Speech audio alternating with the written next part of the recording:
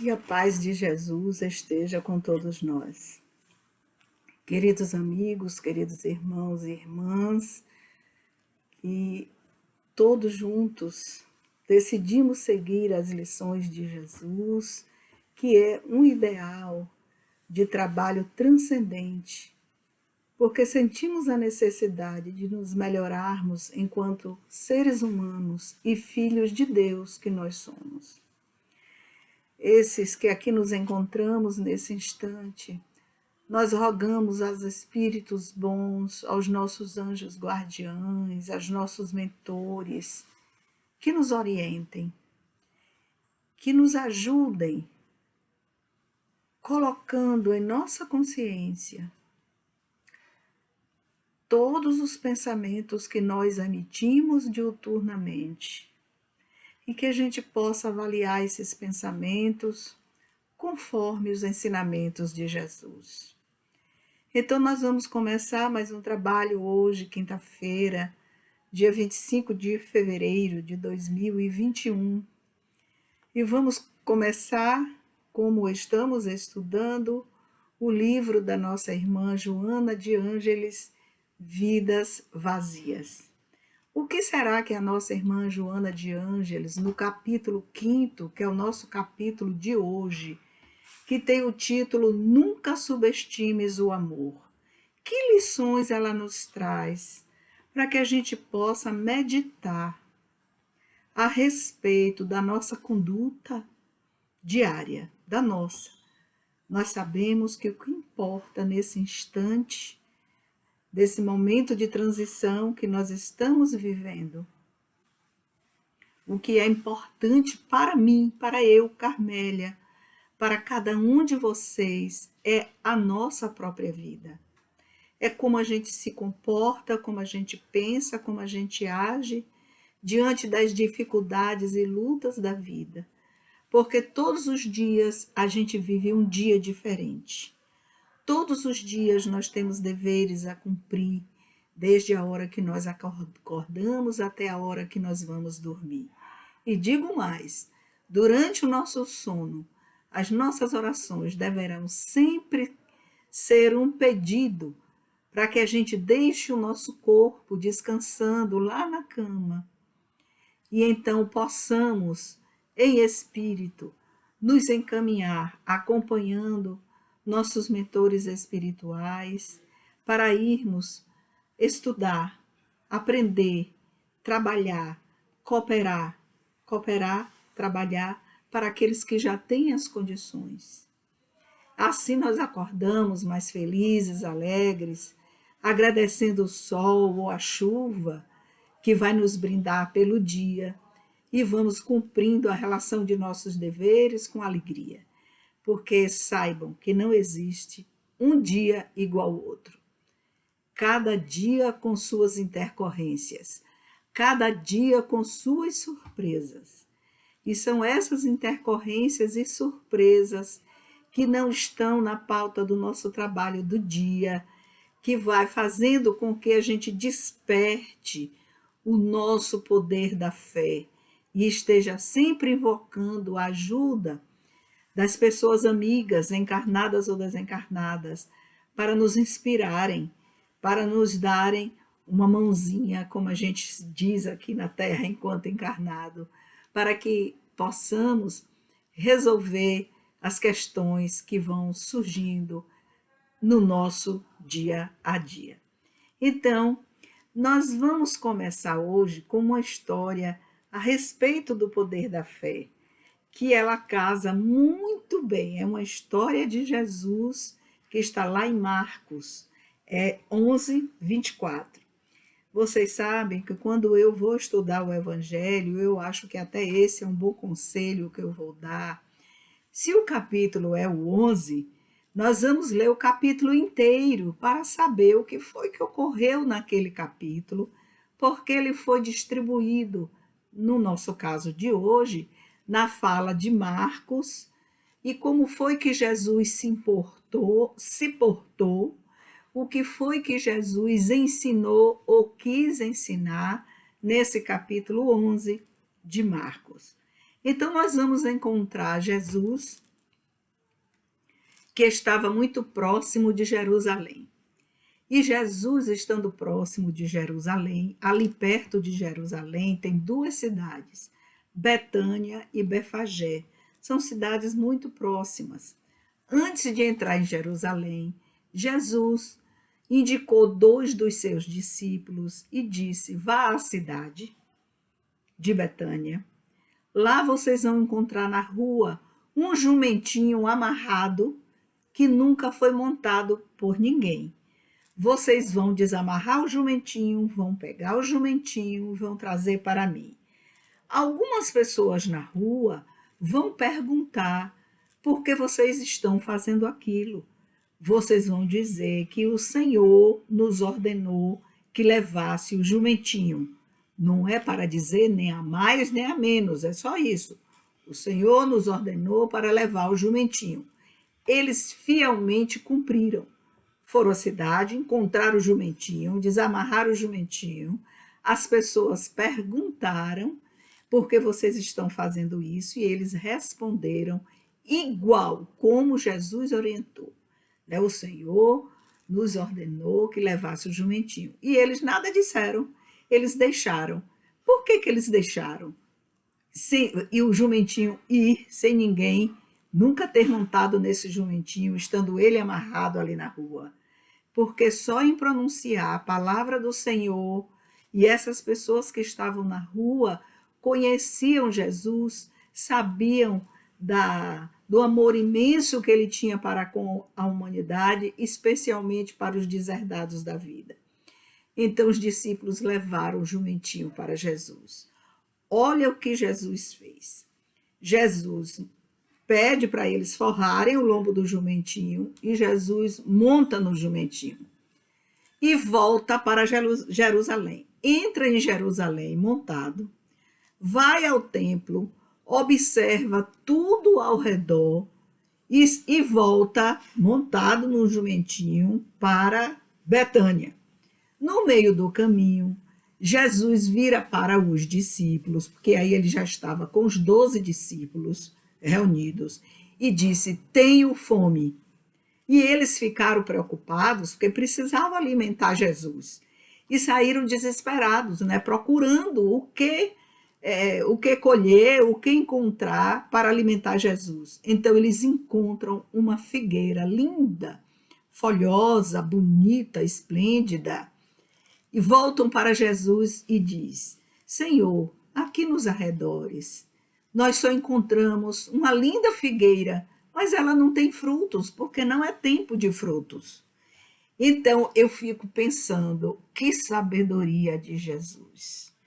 Que lição Jesus queria ensinar aos 12 apóstolos, quando ele encontrou essa figueira seca, que não era seca, era uma figueira bonita, folhosa, não é? E ele então chama os discípulos, vai para a figueira e ele diz algumas palavras importantes para o nosso aprendizado, muito importantes.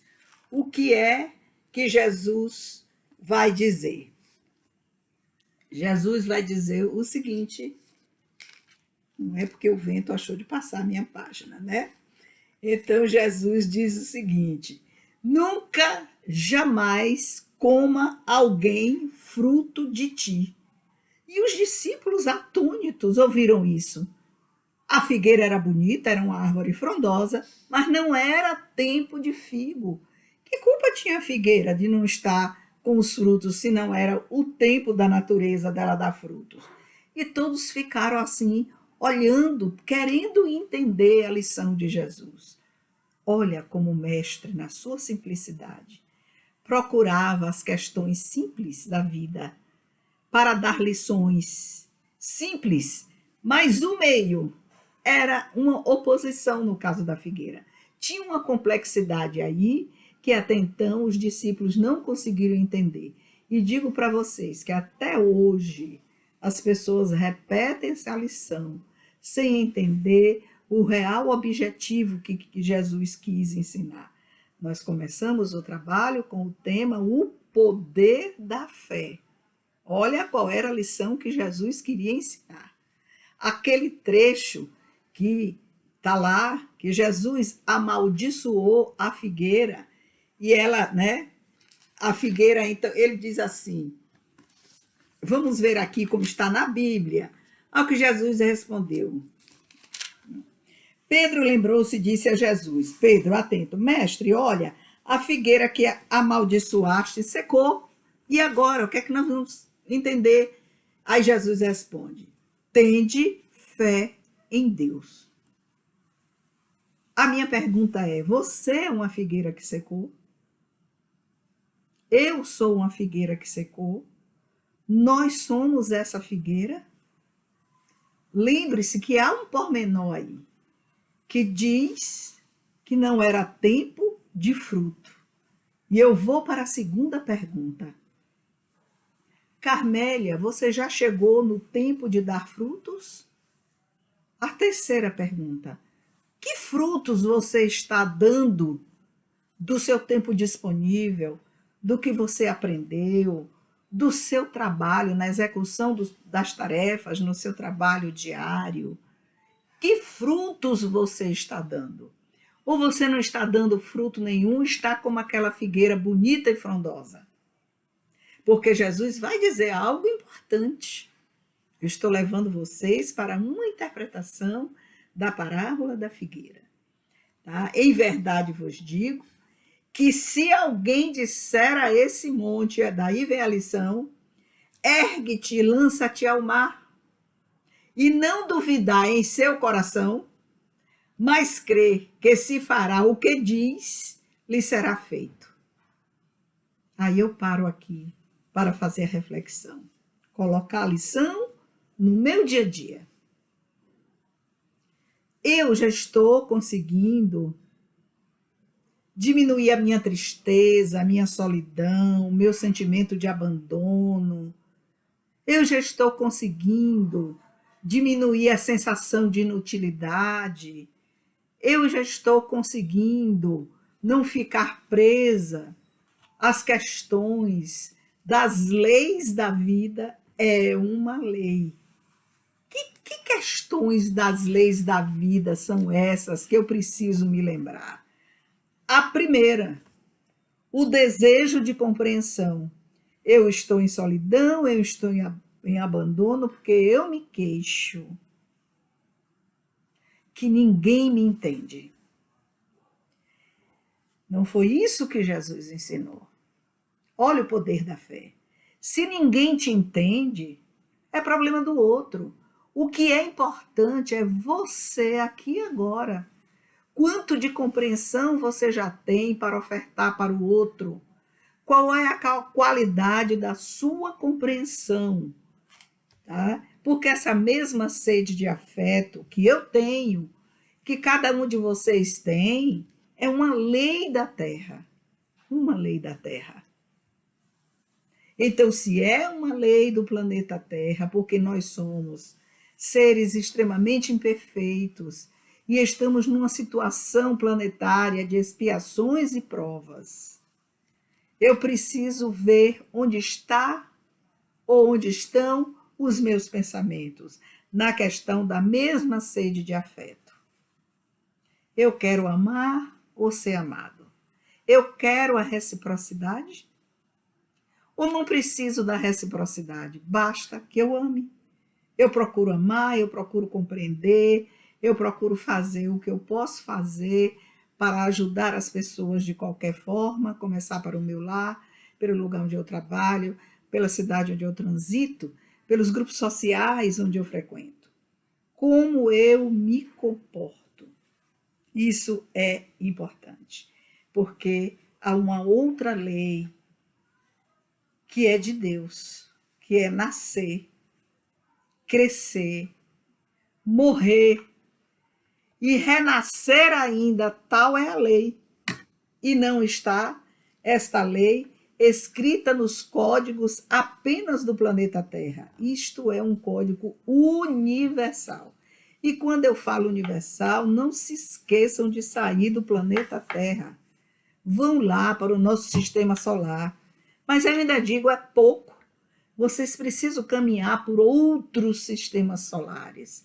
vai a Sirius, vai a Órion, vai a outros sistemas da nossa galáxia, esses sistemas solares que estão nesse local da nossa galáxia, que é a Via Láctea. Não é que nós conhecemos só um pouco, que a astronomia já descobriu dessas localizações, dessas galáxias que estão próximo ou perto de onde nossos instrumentos astronômicos já podem alcançar, porque existem muito mais coisas. Diante de uma imensidão dessa para a gente refletir, o que é que nós estamos fazendo com a nossa existência de agora? Todos os dias nós aprendemos as lições com Jesus.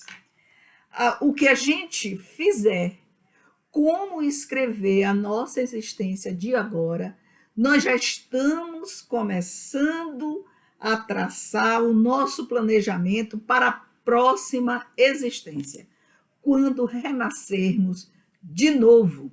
E isso não é fácil. Encontrar os pais que queiram nos receber, ou a mãe, ou o pai, né? ou o tipo de família que queira nos abraçar, porque o que importa em cada existência, meus queridos amigos, é a forma como nós vamos receber as lições de amor onde nós estamos e como é que nós vamos tratar essas lições. Elas podem deixar marcas profundas em nossa vida e podem deixar marcas mais leves. Então, vai depender da estrutura de ser espiritual que eu sou, para que eu, então, enxergue as dificuldades que eu vou viver desde a infância, desde a época que eu estava na barriga da minha mãe, como feto, depois como bebê, depois como criança, depois como adolescente, depois como adulto, jovem, depois como adulto, depois como idoso. Olha, para quem consegue viver todas essas etapas da vida. Nós já vimos aqui uma grande questão, que a medicina ela tem uma dificuldade muito grande em fazer essa dicotomia topológica entre ser consciente e entre a consciência, inconsciência, que é esta localidade não local, né, onde residem os sentimentos e emoções, que a nossa parte do cérebro, não é aqui da frente, do neocórtex, é quem elabora, né, esse tipo de energia, que são sentimentos e emoções. Então, temos emoções positivas, emoções negativas, sentimentos positivos e sentimentos negativos. O sentimento costuma registrar as emoções. Quando registra, se é uma emoção boa, normalmente nós guardamos essas boas emoções, elas vivem, transitam, né, numa parte do nosso cérebro, não é? Que é exatamente essa parte frontal, juntamente com aquele complexo que nós temos no córtex, em nosso cérebro. São complexos que foram desenvolvidos ao longo dos milênios, é o cérebro trino, não é? Cada um deles foi desenvolvendo habilidades e compreensões no reino dos animais, no reino hominal, até chegarmos agora onde nós estamos. Então a medicina tem essa dificuldade. Aí nós vamos encontrar algo fantástico, interessantíssimo, não é? Quando trazemos um modelo topológico de que existe um ser consciente e um ser inconsciente. E o meio médico oferece essa problemática. E nós vamos encontrar, então, com os médicos psiquiatras, a medicação para as nossas dores da alma. Aí as dores da alma, quando são profundas, terminam adoecendo o corpo. E aí nós vamos tomar a medicação necessária, passada pelo nosso médico psiquiatra, para a gente curar o que nós estamos sentindo. O que nós estamos sentindo é dor de solidão, é dor de abandono, é dor de querer uma vida que já passou. Já passou. Constrói, se reconstrói, ressignifica, se reinventa Eu não sou muito adepta desses termos, porque eles precisam ter uma explicação. Se eu fiquei viúva, eu não tenho mais o meu marido, que era o dirigente da minha vida, do meu lar, e ele volta para o mundo espiritual. Então eu vou agora chorar, porque eu não sei trocar uma lâmpada, eu não sei o número do rapaz que vai consertar o gás, eu não sei pedir uma água para minha casa, eu não tenho nada disso. Mas a culpa é sua, da lerdeza, não é não? Porque ficou inerte, deixando só nas costas de um para que resolvesse tudo. Esses dias eu encontrei uma amiga que não sabia nem ir ao banco tirar a aposentadoria. Falei, minha amiga, acorde, o mundo mudou, é século XXI. Ah, mas meu marido fazia tudo. Pare com isso, comece agora você a fazer tudo. Eu vou lhe dar o nome de um taxista amigo que vai com você no Banco do Brasil e você vai aprender a colocar a sua senha, o seu cartão para sacar o seu dinheiro. Não sabia isso. E muitas coisas mais. Vai acordando. E ela foi acordando, acordando, e um dia desse me telefonou, dando risada e dizendo que eu tinha dado muitas tarefas para ela. Eu falei, eu já sei o que é que você gostava. Da inércia, da preguiça de deixar que terceiros resolvessem sua vida. Aprenda a resolver as questões da sua existência. Porque quando Freud ele vai nos trazer esse modelo topológico de consciente e inconsciente, ele vai dizer que nós temos esse malveso de rejeitar a ideia de que somos dominados por processos que desconhecemos. Nós não admitimos que processos são esses que desconhecemos. De que existe um inconsciente que é autônomo, que trabalha e que dirige a sua vida. O seu livre-arbítrio não vale para o seu inconsciente. E vou acrescentar mais uma coisa importante. Não adianta você desconhecer de que você é um espírito imortal, que o corpo que você habita é um corpo biológico transitório, temporário, é uma bênção você renascer, nós renascermos. Para quem já leu o livro Renúncia, no primeiro capítulo logo, leiam só o primeiro para vocês verem. Quando Alcione vai pedir a Antênio, né, que era o seu instrutor maior espiritual, a bênção de um corpo físico, para que ela pudesse renascer, isso é grave, gravíssimo. O espírito daquele que late vai pedir um obséquio de uma oportunidade, da bênção de um corpo físico. Eu pergunto, o que é que você está fazendo com o seu corpo físico? O que é que você está pensando em excesso? Fazendo em excesso? Adoecendo o seu corpo físico? É o instrumento que a gente tem para estar aqui. É o corpo biológico, não temos outro. Quando a gente desencarna, quando a gente morre, vai ter um outro segundo corpo, que Paulo de Tarso já nos ensinou, que há corpo somático e há corpo espiritual, e no espiritual ele se refere a esse corpo, porque ele via os espíritos, ele ouvia e ele falava com os espíritos. É só ir estudar os Atos dos Apóstolos. Vai lá e veja o trabalho de Paulo de Tarso e a gente vai entender. Isso também realizava Pedro, Filipe, todos os apóstolos realizavam trabalhos de estar em contato sempre com as pessoas que já tinham dita mortas e que não são. Mas olhe bem, eu gosto sempre de lembrar de uma coisa importante que está lá no livro de Freud, que nas Conferências Introdutórias, que é um livro de 1916, que ele diz que os três maiores, as três maiores decepções, vamos dizer assim, né? Grandes golpes contra o narcisismo, porque você sabe que nós somos extremamente narcisistas, né? Eu quero ser amada. Olha que narcisismo. Como se eu fosse a suprassumo do amor. Eu quero ser cuidada. Olha que pensamento narcisista. Tudo eu. Não é o ego que está tudo eu. Eu queria ter nascido linda. Eu queria ter nascido com cabelos assim. Eu queria ter estudado. Eu queria ter isso. Eu queria ser reconhecida por uma intelectualidade, por uma beleza, por dinheiro, por fortuna. Tudo eu. Vocês entenderam? E Freud vai dizer nesse livro, Conferências Introdutórias da Psicanálise, de 1916, esses 3 grandes golpes no narcisismo. Primeiro, quando nós estávamos reencarnados, antes de Copérnico e durante a estada de Copérnico entre nós, a gente achava que a Terra era o centro do mundo, não era assim?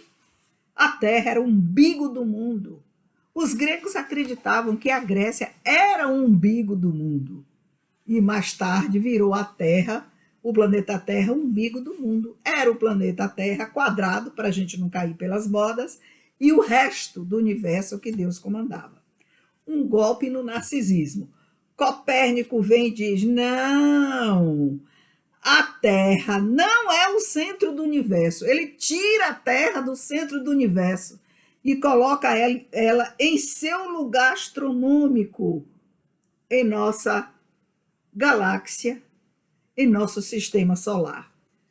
Mas Deus que está atento, e Jesus também, vou mandar o segundo que vai destruir esse narcisismo de vocês. Bom, quando Darwin vai definir a origem das espécies na luta pela vida, até hoje o povo quer matar Darwin. Isso está superado. Isso não existe. Nós vamos provar. O que Darwin fez? Darwin tira a pretensão do homem de ser filho de Deus. No trabalho de Darwin, o que ele está dizendo? Olhem para o universo. Tudo aqui na Terra é filho de Deus. Quem criou os animais? Quem criou as plantas? Quem criou os rios e os mares? Todos nós somos filhos de Deus. Por isso que nós precisamos cuidar, respeitar, acolher as plantas, os animais e os seres humanos. Todos são filhos de Deus. E Jesus, não satisfeito, disse: vou mandar alguém que vai apanhar, mas vai apanhar desses seres narcísicos que estão aí reencarnados e são contemporâneos dele. Aí manda quem? Manda Freud. Se vocês lerem a vida de Freud, vocês choram o tanto que esse moço sofreu. Morre de câncer de palato, com dores atrozes, fez várias cirurgias, mais de 30 na boca, colocando próteses e próteses. Sofreu muito, ele vai morrer na Inglaterra, num sofrimento atroz. Mas nós não sabemos disso, nós não queremos saber. Por que ele sofreu tanto? Porque ele descobriu o inconsciente. O inconsciente retira do homem o domínio sobre a sua própria vontade. Ele vai dizer: existe um local em seu psiquismo que se chama inconsciente, no qual o seu livre-arbítrio não manda, no qual a sua vontade é inútil.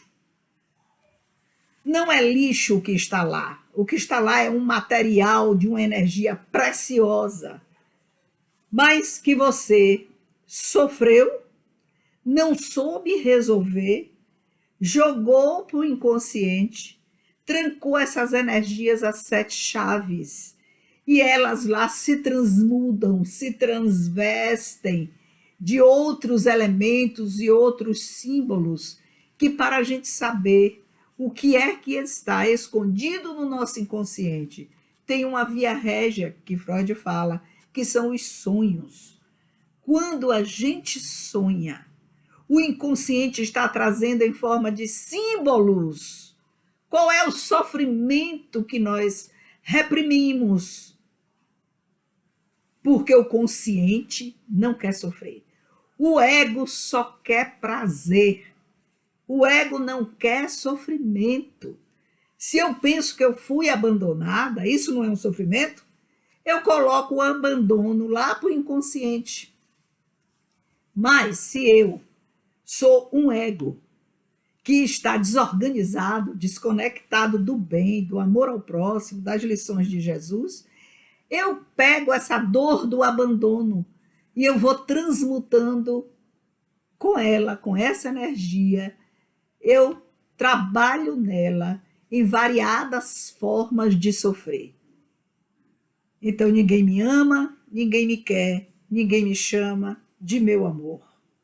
E vou cair lá naquela lei primeira que Alcione foi lembrada por Antênio lá no livro. E Joana de Ângeles, então, na sua sapiência, ela vai dizer: nunca subestimes o amor. É a única energia que acolhe, que cura, que restabelece, que tira você do estado em que se encontra. Nós que somos reencarnacionistas, meus queridos irmãos, sabemos que um pensamento positivo atrai amigos positivos, do lado de lá e do lado de cá. Um pensamento negativo atrai amigos negativos, do lado de lá e do lado de cá. Quem é uma pessoa otimista que quer andar com uma pessoa que não seja otimista? Seja uma pessoa negativa, que emana energias negativas. Só admitimos esse casamento quando a pessoa otimista ela está na posição de poder ajudar, de poder doar, acolher aquele que sofre, de poder compreender. Quando nós não estamos nessa posição, a gente foge. Então a gente vai querer estar com pessoas otimistas, pessoas alegres, que não façam o ego sofrer. E a gente abandona aquele que está em sofrimento. A gente precisa ter esse discernimento, essa clareza. Joana de Ângeles vai dizer que essa carência afetiva é um terrível engano. Ela diz que nós estamos aqui na Terra para trabalhar o amor. Por isso ela fala, não subestimes o amor. Nós precisamos avançar no rumo da fraternidade.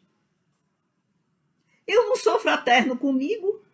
Veja aí se vocês são fraternos com vocês mesmos. Você é fraterna com você mesma? Você se acolhe? Você sabe se acolher? Você sabe ser fraterna com você? Olha, precisamos aprender tudo isso. Joana vai nos advertir que essa onda de melancolia e insegurança, ela vai levar você ou para o adoecimento, ou então para você usar o poder da fé e você, então, fazer como Jesus lembrou lá em relação à figueira, que no final ele faz aquela advertência, né, a respeito da figueira que está aqui. Por isso vos digo que tudo que pedirdes em oração, crendo que o recebeste, será vosso. Aí então a gente não pode duvidar. E quando estiverdes orando, olha a advertência de Jesus, não adianta a gente fazer esse esforço todo, se quando nós estivermos orando em nosso coração existir algo contra os outros. Nós não somos amistosos com quem? A gente precisa consertar essa onda de energia em relação aos nossos irmãos. E quando estiverdes orando, se tendes alguma coisa contra alguém, olha o que Jesus fala, perdoai, para que vosso Pai, que está nos céus, vos perdoe as vossas ofensas. Tem uma medida aí, ó. Se você não consegue perdoar seu irmão, você quer o beneplácito de Deus? Não vai ter. Então vai ter que aprender esta lição daí. Tá? Então, nós retornamos a Joana e ela vai dizer que a gente precisa se reinventar, ressignificar a vida, né? Que eu já disse a vocês que isso é uma aprendizagem para nós. Que nós precisamos ter muito cuidado com as pessoas que nos fizeram oferendas de sonho. Que oferendas de sonhos foram essas que as pessoas nos fizeram? Muitas vezes a gente idealiza um filho que vai ser grato. E quando ele não consegue ainda exercer a gratidão, que é um sentimento positivo, a gente se coloca no lugar de vítima e diz: ah, mas minha vida, eu renunciei a tudo por ele, eu fiz tudo por ele, eu não viajei, eu não comprei roupas boas, eu não fiz isso, eu não fiz aquilo. Nós vamos para o lugar de vítima, aí a gente vai para a vitimização. E vamos excluir da nossa rede de afeto nossos filhos, nosso companheiro, nossa companheira, porque vamos utilizar a queixa por algo que eu fiz porque eu quis. Eu escolhi isso. Se não existe uma gratidão do meu filho, da minha filha, dos meus filhos para comigo, eles vão aprender depois. Primeiro porque é um dever. Nós envidarmos todos os esforços para colocarmos os nossos filhos, os nossos amigos, as pessoas que estão em nossa família, para o caminho do bem. É esse o planejamento espiritual dele. É recomeçar, gente. Recomeçar do zero com a nossa ajuda. Nunca vamos estar em solidão se assim a gente pensar. Joana nos faz uma pergunta crucial. Ela faz assim: o que é a existência humana? Você sabe responder? Olha o que ela responde. A existência humana é um curso de aprendizagem. Eu pergunto, como está o seu curso de aprendizagem? Você é aluno de fundo de sala? Você é aluno de resumo? Você é aluno de cola? Como está o seu curso de aprendizagem? E não é qualquer curso, é um curso de aprendizagem transcendente. Transcendente. Mediante a roupagem carnal imanente. O homem imanente é esse vestido de carne. Eu, Carmélia imanente, vocês estão me vendo aqui, não é? Com a idade de 71 anos. Aqui é Carmélia imanente. Retira o corpo biológico. Carmélia transcendente. E aí, o que é a existência humana para você, Carmélia transcendente? O que é a existência humana para você, Carmélia imanente? Quem lhe domina, Carmélia imanente, é o ego? Você já está conseguindo superar o narcisismo do ego? O ego que só quer sentir prazer, não quer sentir dor? Você já está conseguindo avaliar, analisar os percursos da sua vida desde a sua infância, do que você viveu, que foi um desprazer e que você reprimiu? Você já consegue? Há muito para a gente aprender. Então, nós terminamos aqui com Joana, quando ela nos ensina que a solidão é um caminho para a aprendizagem. A sua solidão é um caminho para a aprendizagem. O que é que você está fazendo com ela, com a sua solidão? Você está sendo o sirineu que dá o seu ombro para levar as pessoas adoecidas da alma ou já adoecidas do corpo para compreenderem a vida, para terem alegria?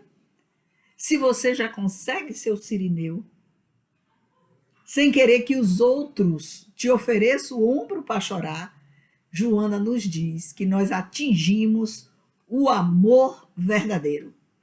Por isso que ela vai dizer na sua quinta lição: não subestimes o amor.